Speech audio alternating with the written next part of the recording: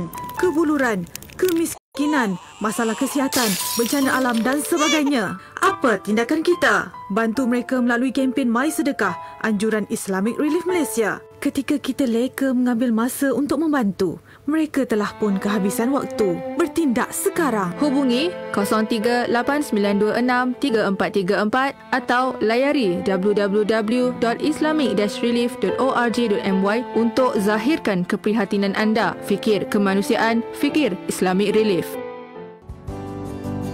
Rancangan ini dibawakan kepada anda oleh Islamic Relief Malaysia. IKIM Inspirasi Inforia Islam. Assalamualaikum warahmatullahi wabarakatuh. Anda sedang bersama kami dalam Suara Kemanusiaan yang dibawakan oleh Islamic Relief Malaysia. Alhamdulillah, macam kita bawakan tadi, hari ini kita nak imbau kembali atau kenang kembali sepanjang tahun 2022 ni apakah misi kemanusiaan yang telah dilakukan oleh Islamic Relief Malaysia bersama dengan pemangku ketua pegawai eksekutifnya Siti Fadilah Umar Hud yang sudah pun bersedia di ujung talian sekarang ni. Sis Fad, Assalamualaikum. Assalamualaikum. Waalaikumsalam. Apa khabar semua? Baik, Alhamdulillah. Sis Fad sihat ke? Sihat walafiat? Alhamdulillah, syukur. Hari ini lebih sihat lah berbanding sehari-hari sebelumnya.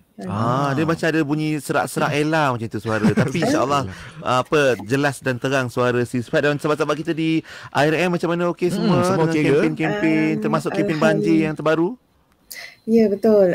Hujung tahun ni memang bukan masa untuk kita berehat lah, definitely. Dan tim pun sekarang berada di lapangan dan yang tak turun di lapangan pun tetap sibuk juga dengan pelbagai persiapan, respon luar negara dan seumpamanya. Jadi macam biasalah kita yang terlibat dengan organisasi kemanusiaan ni memang sukar nak berehat, tapi apapun kita gembira dan bersyukur kerana bila kita tak berehat maksudnya mereka yang kita nak bantu itu sentiasa ada orang yang sudi menderma dan menyumbang. Jadi kita pun takkan berhentilah untuk menyalurkan semua. Itulah bila mereka yang terlibat dalam aktiviti kemasyarakatan ni, bila orang lain sibuk, dia tak berehat. Kan? Maksudnya perlu sentiasa bantu mereka lah, cakna dengan apa yang berlaku kan. Mungkin kita nak cerita jugalah macam Sis Fad sebut tadi, tak ada rehat sebab nak menggalas tanggungjawab yang diamanahkan. Mungkin sepanjang tahun 2022 ni orang sebut dah pasca pandemik, macam konon-konon rasanya macam boleh ringan sikit. Tapi ada macam-macam juga ujian dan cabaran lain termasuk ekonomi, isu bencana yang juga menjadi satu ujian untuk kita semua. Macam mana Sis Fad nampak sepanjang perjalanan tahun ini? Ya, Alhamdulillah, terima kasih Brother Pian, Brother Lu. So saya nak membukalah sesi penutupan tirai Suara Kemanusiaan untuk 2022. Kan sebab kita lagi seminggu saja sebelum kita masuk ke tahun 2023 kan. Setahun setiap hari Isnin kita kudara bersama berada berdua dan bila kita nak sorot semula tu memang banyak dan orang kata begitu besar. Saya tengok balik ini semua adalah hasil sumbangan, hasil sokongan pendengar-pendengar di luar sana ataupun masyarakat di luar sana, pelbagai lapisan, sama ada individu maupun corporate. Sebab bila kita lihat balik, kita kata tahun ini tahun kita dalam fasa pemulihan selepas pandemik. Kalau sebelum ni kita meletakkan harapan yang tinggilah untuk tahun 2022 keadaan jauh lebih baik, tetapi ialah Allah Maha mengetahui kan, kita diuji dengan bencana alam sama ada di Malaysia maupun di luar negara, apatah lagi dengan cabaran ekonomi global, kenaikan harga barang, peperangan yang berlaku di luar sana walaupun di antara Rusia dan Ukraine, tapi secara langsung memberi kesan kepada ekonomi dunia dan apatah lagi negara-negara yang sememangnya bergantung kepada bantuan kemanusiaan. Seperti di Syria, di Yemen yang masih dalam krisis kemanusiaan, di Somalia yang mengalami impak kesan perubahan iklim, kemarau yang berpanjangan. Jadi kalau kita nak sorotkan kembali, memang isu kemanusiaan itu tidak berhenti, malah semakin meruncing dan keperluannya semakin melipat ganda. Dan walaupun begitu, kita pun meraihkan juga salah satu perkembangan positif di mana banyak juga organisasi-organisasi kemanusiaan yang tampil ke hadapan, yang tertubuh kan untuk memberi respon bantuan kepada mereka-mereka yang memerlukan. Tapi kalau kita fikirkan semula, banyak orang yang tampil tapi still keperluan itu masih kita tak dapat nak penuhi. Sentiasa ada lagi yang memerlukan. Tapi walau bagaimanapun haruslah saya selaku mereka pemegang-pemegang hak yang mendapat manfaat daripada hasil bantuan sama ada individu dan korporat di Malaysia ini, saya ingin menyampaikan penghargaan jutaan terima kasih bagi pihak mereka. Ya, bukan daripada Islamic Relief saja, kita ni hanyalah perantara yang melaksanakan amanah, tapi sebenarnya mereka yang mendapat manfaat hasil daripada sumbangan, anak-anak boleh bersekolah, hasil daripada sumbangan mereka dapat menjana pendapatan, hasil daripada sumbangan mereka ada tempat berteduh, ada makanan di atas meja. Jadi besar impak daripada sumbangan-sumbangan rakyat Malaysia ni kan. Sekurang-kurangnya kita telah membantu hampir 500,000 penerima di dalam Malaysia dan di luar negara melalui sumbangan daripada rakyat Malaysia. Dan bagi kami di Islamic Relief Malaysia, tiada kata-kata ataupun penghargaan yang sesuai lah untuk kita gambarkan, sebab ianya bukan hanya memberi senyuman, tapi sebahagian daripada bantuan itu sebenarnya menyelamatkan nyawa. Sebahagian daripada keluarga yang sebenarnya dalam keadaan tertekan, tak ada punca pendapatan, tapi dengan hasil sumbangan bantuan anda, mereka akhirnya dapat menjana pendapatan. Itu antara projek-projek yang dilakukan oleh Islamic Relief Malaysia lah. Ya, seperti Ramadan yang lepas ya, pada awal tahun lepas kita dah bantu lebih daripada 30,000 penerima mendapat sokongan nutrisi sepanjang bulan Ramadan. Kemudian pada awal tahun ketika banjir berlaku di Lembah Kelang kan sangat teruk. Jadi pelbagai jenis bantuan lah kita bagi. Kita dapat bersama-sama dengan sukarelawan membersihkan rumah, kita dapat memberi bantuan makanan, bantuan bentuk barangan, dan tak dilupakan juga bantuan membaiki rumah dan juga kelengkapan rumah sebab musnah teruk kan. Jadi daripada bantuan banjir je hampir 12,000 orang mendapat manfaat hasil pada sumbangan masyarakat di Malaysia. Dan tak lupa juga dalam sektor education, pendidikan, sekurang-kurangnya hampir 500 kanak-kanak mendapat manfaat yang mereka kebanyakannya daripada keluarga B40, dapat manfaat sokongan untuk pendidikan, bantuan persekolahan, pakaian, buku-buku, dan tak kurang juga sekolah-sekolah lah yang kita bantu.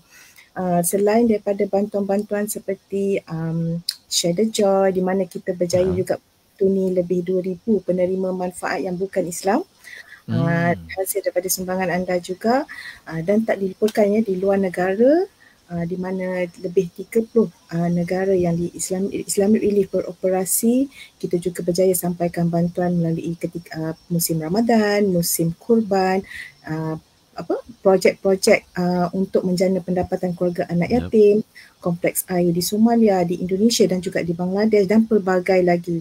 So itulah pencapaian yang bagi saya alhamdulillah. Di samping kita juga ada ujian kita tersendiri, kita juga bergelut dengan ekonomi semasa, tetapi masih lagi kita mampu menghulurkan bantuan dan mengubah kehidupan hampir 500,000 orang di Malaysia dan di luar negara. Alhamdulillah. Masya Allah, banyak apa tu yang telah dilakukan oleh Islamic Relief Malaysia kan, walaupun dikatakan sebagai jambatan saja, tapi masih juga memberikan kelegaan dan keselesaan kepada mereka yang dah menerima bantuan-bantuan itu. Berkhidmat untuk terus memberi manfaat kepada ramai penerima dalam macam-macam misi yang Sifat dah sebutkan tadi. Mungkin salah satu daripada misi yang Sifat sebut adalah misi banjir, sebab kita pun ini satu perkara yang mungkin tak sangka ataupun tak dijangka boleh berlaku. Macam mana IRM sendiri berdepan dengan kempen ataupun misi untuk membantu mangsa banjir? Sifat kalau boleh kongsi. Ya. Betul, alhamdulillah. Sebenarnya bagi saya tanya juga kepada agensi-agensi kerajaan, koordinasi ataupun penyelarasan bantuan banjir pada kali ini sangat teratur dan lebih sistematik. Kita amaran banjir tu dikeluarkan lebih awal kan, kita jangkakan monsun timur laut kali ini memberi kesan yang lebih teruk lah berbanding banjir-banjir sebelumnya. Jadi saya rasa banyak NGO, banyak juga agensi-agensi kerajaan kita dalam mood bersedia lebih awal, dan saya nampak juga kerjasama kali ini lebih mantap dan lancar lah dan teratur. Jadi keadaan pun nampak tenang bila kita menyalurkan bantuan, kita turun ke lapangan. Alhamdulillah. Dan untuk tim Islamic Relief Malaysia sendiri dah beberapa hari mereka ada di Kelantan. Mereka kita bekerjasama dengan BBNGO lah, Pertubuhan Gabungan Bantuan Bencana NGO Malaysia. Jadi di sana mereka bantu kita membuat agihan, membuat pembungkusan pack bantuan yang kita nak agihkan. Setakat semalam kita masih lagi berada di kawasan Tumpat. Ada beberapa pusat pemindahan sementara yang kita dah santuni, antaranya di PPS SK Pengkalan Kubur 1 dan 2, kemudian SK Bunohan, lepas tu ada juga SMK Cabang 4 dan juga SMK Geting. So ini di kawasan tempat dan insya-Allah tim akan bergerak pula ke area Pasir Mas dan Rantau Panjang, dan antara bantuan yang kita agihkan berupa kit kebersihan yang mereka perlukan kan, berus gigi, ubat gigi ni antara yang kritikal lah, yang memang demand dia sangat tinggi. Ubat gigi, berus gigi, tisu basah sebab mungkin kekurangan air bersih kan, jadi diperlukan tisu basah yang banyak, tuala wanita, hand sanitizer dan juga face mask, dan tak dilupakan jugalah sedikit ubat-ubatan basic macam Panadol dan Vicks umpamanya. Selain daripada makanan yang sedia dimakan seperti bubur, kita pun ada bekalkan air mineral banyak Ini pun antara keperluan yang mendesak lah di sana, air bersih terus untuk diminum. Sebab bila banjir kita khawatir penyakit bawaan air ini mudah tersebar, jadi penting untuk mereka mendapat bekalan air bersih. Dan kemudian barangan-barangan lain lah macam kain plikat, kain batik, kita ada sejadah dan juga toto dan tilam. So sambil tim membuat agihan barangan-barangan ni, sebenarnya kita buat serampan mata. Kita juga buat penilaian untuk bantuan pasca banjir sebab kita tahu air surut, Masya Allah banyak kerja dia. Nak pembersihan dan juga kita nak tengok kerosakan rumah lagi kan, kerosakan rumah, barangan dan seumpamanya. Jadi pasca banjir sebenarnya memerlukan tenaga dan juga dana yang lagi besar berbanding sekarang, dan insya-Allah kita pun dalam persiapan untuk bantuan pasca banjir juga, di mana rumah-rumah yang memerlukan dibaiki ataupun yang memerlukan kelengkapan elektrik dan perabot. So ini antara perancangan kita lah, dan pada masa yang sama kita juga jangkakan akan ada banjir baru di beberapa negara yang lain kan. Itu pun kita dalam persiapan juga insya-Allah. Oh, insya-Allah. Maksudnya sentiasa siap sedia lah untuk apa-apa saja keperluan. Kalau diperlukan khidmatnya, IRM akan turun padang. Saya teringat ada seorang Mek Kelantan ni, dia share cerita pasca banjir. Dia kata ada misi GNG. Apa tu? Gonyoh dan gahar. Alamak. Gonyoh ni gonyoh lah nak cuci. Gahar ni berus lah nak memberus gitulah, nak mencuci selepas banjir surut. Okey, kita berehat kejap Sifat. Lepas ni mungkin kita nak cerita tentang perancangan lah Islamic Relief Malaysia untuk tahun-tahun mendatang. Khususnya ialah setiap tahun kita tahu berlakunya peningkatan mangsa-mangsa kan, keperluan bantuan kemanusiaan ni. Kejap lagi kita akan tanya kepada Sifat, okey? InsyaAllah semuanya di Warna Pagi Radio IKIM, Inspirasi Info Islami. Hampir seluruh penduduk dunia kini terkesan dengan impak krisis ekonomi. Sementara di negara-negara konflik pula, mereka mengalami tekanan berganda dengan ancaman peperangan, kebuluran, kemiskinan, masalah kesihatan, bencana alam dan sebagainya. Apa tindakan kita? Bantu mereka melalui kempen My Sedekah, anjuran Islamic Relief Malaysia. Ketika kita leka mengambil masa untuk membantu, mereka telah pun kehabisan waktu. Bertindak sekarang. Hubungi 0389263434 atau layari www.islamic-relief.org.my untuk zahirkan keprihatinan anda. Fikir kemanusiaan, fikir Islamic Relief. Permohonan adalah dipelawa daripada warga negara Malaysia yang berkelayakan untuk mengisi jawatan penolong eksekutif grade EP19 di Institut Kefahaman Islam Malaysia IKIM. Calon-calon hendaklah warga negara Malaysia dan berumur tidak kurang daripada 18 tahun pada tarikh tutup iklan jawatan. Memiliki sijil pelajaran Malaysia SPM atau sijil pelajaran Malaysia Vocational atau kelayakan yang diiktiraf setaraf dengannya. Mempunyai pengalaman kerja di dalam bidang pemasaran dan pentadbiran pejabat serta pengurusan rekod di sektor awam atau swasta tidak kurang daripada 2 tahun. Antara bidang tugas dan tanggungjawab utama, penolong eksekutif adalah bertanggungjawab membantu pengurus dan eksekutif pemasaran dalam urusan dokumentasi dan perkeranian serta kerja-kerja berkaitan pemasaran. Kemukakan permohonan anda kepada Unit Modal Insan Institut Kefahaman Islam Malaysia sebelum atau pada 5 Januari 2023. Wah, cantik dan segarnya pokok Farah. Pokok bunga berbunga, pokok daun semua lebar-lebar. Apa rahsia ni? Rahsianya baju mutiara dan mutiara shield blend. Bila pakai baju mutiara, pokok jadi sihat dan segar bugar. Lepas tu, sembuh mutiara shield blend untuk elak serangan bena dan makhluk perosak. Dua-dua tu organik, senang dan selamat nak pakai. Mana nak dapat baju mutiara dan mutiara shield blend ni? Di bajamutiara.com. Semua kedai dalam talian mereka ada di situ. Oh, bajamutiara.com. Senangnya. Sekarang juga saya nak cari. Cintai tanaman anda. Buktikannya dengan bajamutiara.com. Kembara salam pakej muslim yang terbaik untuk anda. Bermusafirlah bersama Kembara Salam menawarkan pakej Jordan Palestin, pakej Eropah dan Balkan. Layari www.kembarasalam.com atau WhatsApp 010-8272-6559. Kembara Salam, peneraju destinasi pelancongan anda. Warna Pagi, IKIM Inspirasi Inforia Islami. Alhamdulillah, kembali bersama Duk dan Pian di Warna Pagi Radio IKIM dan Sisfat bersama kita pagi ini untuk sorotan misi kemanusiaan IRM 2022. Dari segi perancangan macam mana Sisfat untuk tahun mendatang ini, 23, 24, 25 dan ke atas lah. Macam mana agaknya tu? Sila. Bercakap tentang perancangan kami lah selaku organisasi bantuan kemanusiaan ini, kita lakukan di peringkat global keluarga besar Islamic Relief juga ya, di mana kita melakukan perancangan untuk 10 tahun akan datang. Sebab dengan trend isu-isu kemanusiaan yang berlaku sekarang, dalam tempoh 10 tahun ni kita menjagakan dunia ni dia akan menghadapi satu tahap global yang krisis yang saling berkaitan yang kita tak pernah lihat. Mungkin akibat daripada kesan pandemik yang berlaku, dia ada saling terkaitlah dengan faktor-faktor lainnya, termasuklah dengan perubahan iklim, kemudian dengan ekonomi semasa dan seumpamanya kan.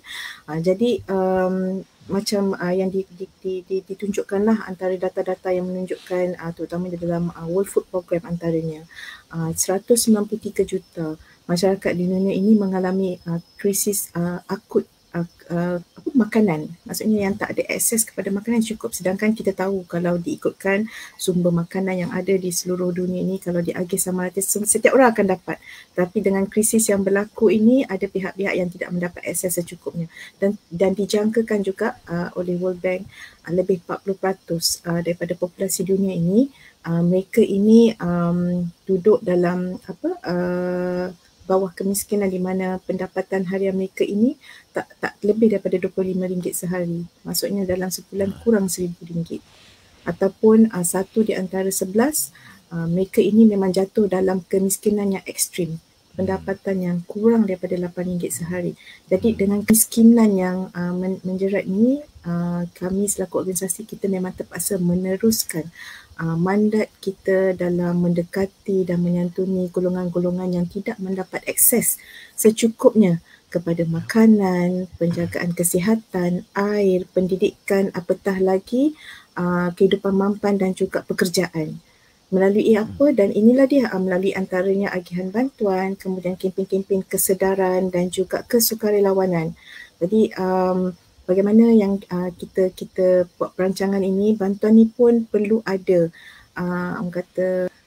perancangan yang sangat teliti, sama ada di fasa kecemasan maupun fasa pembangunan kan. Dalam fasa kemasan di mana masa is not on our side, sebab kadang-kadang bila berlaku kecemasan ini memang numbers of mereka yang kita nak bantu itu sangatlah tinggi dan dan tak kurang juga dengan angka-angka kematian dan korban yang sangat tinggi, penyebaran penyakit dan seumpamanya. Jadi pengurusan sumber itu memang perlu dilakukan dengan sangat teliti lah dan segera untuk meringankan beban dan menyelamatkan nyawa pada masa yang sama. Dan tak kurang juga ya, disebabkan perubahan iklim ini berlaku juga kepada mereka yang menghadapi kemarau yang buruk, di mana mereka tak ada akses kepada air, tanaman mereka mati, sumber makanan yang tak mencukupi. So ini semua adalah tergolong dalam bantuan-bantuan kecemasan yang perlu kita lakukan lah.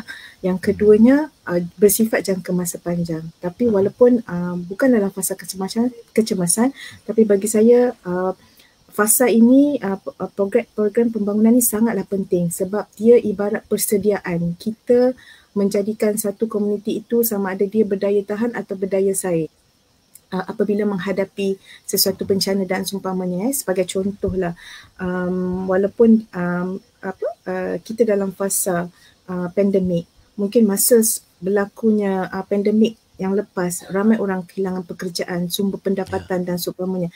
Tetapi sekiranya sekiranya kita mempersiapkan mereka dengan knowledge, skill dan yang sesuai untuk mereka survive, walaupun berlaku mereka still boleh meneruskan kehidupan. Walaupun itu sebaik sebelum kurang-kurangnya dapat meneruskan kelangsungan hidup. So ini antara fokus pendekatan yang kita nak lakukan akan datang, iaitu memperbanyakkan lagi projek-projek bantuan yang berbentuk mengupayakan komuniti. Dan untuk mengupayakan komuniti ni kita tak bolehlah lakukan semua komuniti sama. Di Semenanjung lain pendekatan di Sabah lain mengikut kekuatan region masing-masing. Ya, contohnya kalau di Semenanjung ni pembangunan komuniti kita lebih bersifat keusahawanan, mereka buat produk-produk. Di Sabah smart farming, hidroponik dan seumpamanya yang bersangkatannya. Di Sarawak pun lain pula, masyarakat pedalamannya lain pula pendekatan dia. Jadi dan di samping itu nak membangunkan komuniti ni supaya dia berdaya tahan, kerjasama strategik pun banyak. Kita perlu ada dengan partners-partners yang bersesuaian, yang berkemiran, yang akhirnya nanti sebab kita tak akan selamanya berada di situ. Mereka yang akan tinggal dan duduk bersama komuniti. Jadi dan terusnya kempen kesedaran dan kesukarelawanan ni dia saling berkait rapat lah. Kita nak perbanyakkan lagi, mengajak lebih ramai individu di luar sana bersama-sama kita untuk bersama-sama dalam aktiviti kesukarelawanan, bukan hanya ketika turun padang tapi dalam menyuarakan keperluan mereka yang memerlukan, menjadi sama-sama menjadi ejen lah, menggerak dalam komuniti, kita bagi kesedaran dan seumpamanya, yang akhirnya nanti kita ni komuniti yang kuat lah, sama ada kita nak membantu ataupun yang dibantu sama-sama kuat. Dan di sini saya pun nak mengajaklah masyarakat di luar sana bahawa dalam situasi sekarang, sama di Malaysia ataupun di luar sana, kita perlu teruskan semangat untuk membantu bukan sahaja masyarakat di Malaysia tapi di luar sana. Sebab dalam kes di mana kita Islamic Relief ni, kita juga menerima bantuan daripada pejabat Islamic Relief di luar seperti di USA, di Australia, di Kanada untuk projek-projek di Malaysia. Jadi pada masa yang sama masyarakat Malaysia juga membantu masyarakat di luar sana. Jadi dalam isu kemanusiaan ni kita saling membantu tanpa sepadan, dan semangat ini kita haruslah kekalkan. InsyaAllah. Suka bila Siswat sebut tadi istilah mengupayakan. Maknanya siapa saja kita, sama ada penerima manfaat ataupun sukarelawan ataupun NGO ataupun orang media ataupun masyarakat awam, semua boleh sama-sama saling mengupayakan sedaya upayanya, dengan sedaya upayanya, insyaAllah. Okey Siswat, apakah kata-kata akhir untuk tahun 2022 ini? Pesanan untuk sahabat-sahabat kita yang pemurah dan dermawan. Silakan. Saya membawa harapan yang sangat besar lah ya kepada masyarakat di luar sana, sama ada kita selaku penderma ataupun sukarelawan, apa jua sumber yang kita ada untuk kita kongsikan boleh menjadi sumbangan untuk anda membantu masyarakat yang memerlukan di luar sana. Dan insyaAllah jangan ragu-ragulah keupayaan kita sebenarnya. Kalau kadang-kadang kita rasa kita mungkin tak banyak dari segi sumber kewangan, tapi kita ada pengetahuan, kita ada kemahiran pun kita boleh sumbangkan. Apatah lagi mereka yang ada kemampuan dari segi kewangan, sangatlah kita mengalu-alukan, sebab dana inilah yang dapat menggerakkan pelbagai lagi projek-projek ataupun bantuan-bantuan untuk kita salurkan. Dan untuk itu juga ingin mengajak masyarakat di luar sana, walaupun kita akan menyambut tahun baru 2023, tetapi harus diingatkanlah sebab kita pun masih lagi dalam situasi yang diuji, masih lagi sedang nak cuba membangun dan bangkit ya. Jadi jangan lupakan saudara-saudara kita yang sedang diuji, yang sedang berhadapan dengan banjir ini. Kita pun ada kempen yang untuk menyantuni masyarakat banjir. Kita ada kempen local emergency relief untuk banjir, dan tak dilupakan juga untuk masyarakat di luar sana kita ada kempen rayon musim sejuk, dan peringatan jugalah sebab kita akan menyambut Ramadan awal tahun hadapan, clash pula dengan sesi persekolahan yang akan bermula kan. Jadi saya berharap kita lakukan perancangan sebaiknya, sebab Ramadan ini adalah satu kesempatan untuk masyarakat Islam nak bersedekah kan. Jadi kita buatlah perancangan sebaiknya. Kalau macam ni kita merancang percutian dan sebagainya, kita pun merancanglah macam mana untuk kita bersedekah pada tahun hadapan. Dan teruskan sokongan anda kerana Islamic Relief sentiasa ada, insya-Allah selagi diperlukan. Layari Facebook Islamic Relief Malaysia, Instagram Islamic Malaysia, kita pun ada TikTok Islamic Malaysia, dan juga laman sesawang www.islamic-relief.org. Sama-sama kita kuatkan satu sama lain melalui semangat kemanusiaan, Fikir Islamic Relief, fikir kemanusiaan, Terbalik. fikir Islamic Relief. Ya. Okey, terima kasih. InsyaAllah terima kasih Sifat untuk kata-kata perangsang untuk kita semua terus membantu dan insyaAllah buat persiapan awal untuk membantu juga. Terima kasih satu ingatan yang sangat berguna untuk pagi ini. Terima kasih Sifat. Selamat tahun baru 2023 in advance. Selamat tahun baru juga buat semua. Semoga dipermudahkan. Amin. InsyaAllah. Assalamualaikum. Assalamualaikum. Salam warahmatullahi. Alhamdulillah. Itu dia suara kemanusiaan kita hari ini untuk kiranya episod terakhir bagi tahun 2022 sebelum minggu depan kita bawakan episod 2023. Kita buka tirai yang baru insya-Allah dan itu menutup tirai Warna Pagi kita untuk hari ini. Terima kasih sahabat-sahabat semua kerana bersama kita sepanjang waktu 4 jam hari ini. Moga-moga ada manfaatnya insya-Allah. InsyaAllah dan kita akan sambung tugasan esok. Lepas ni Yati akan temankan anda menerusi aspirasi 10.1 hanya di Radio IKIM Inspirasi Inforia Islami. Sehingga itu, Assalamualaikum warahmatullahi wabarakatuh.